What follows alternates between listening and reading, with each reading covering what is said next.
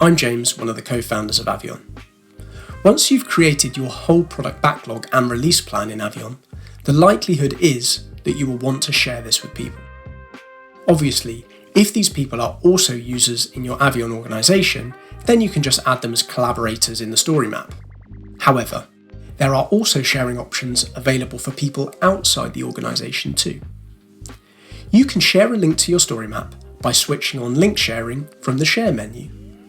This link will make the story map accessible to anyone you share it with, regardless of whether they are signed into Avion or not.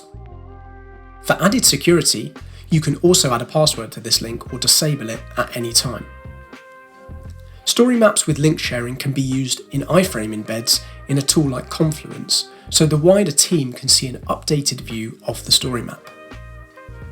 Alternatively, you can also export your story map to PDF, which will generate a vector PDF version that looks crisp at any scale.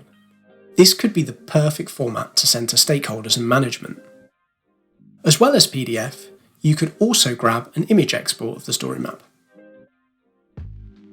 If you're looking to extract data, you can either export to CSV, which will provide you with a raw data file, or you can use our Excel export function, which generates a fully structured Excel file that utilizes sheets to neatly separate the data.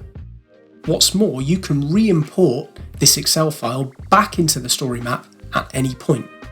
So if you need to run some data queries or make some calculations in Excel, you can always bring this analysis back into the story map. Finally, don't forget to use the comments for team discussions around planning.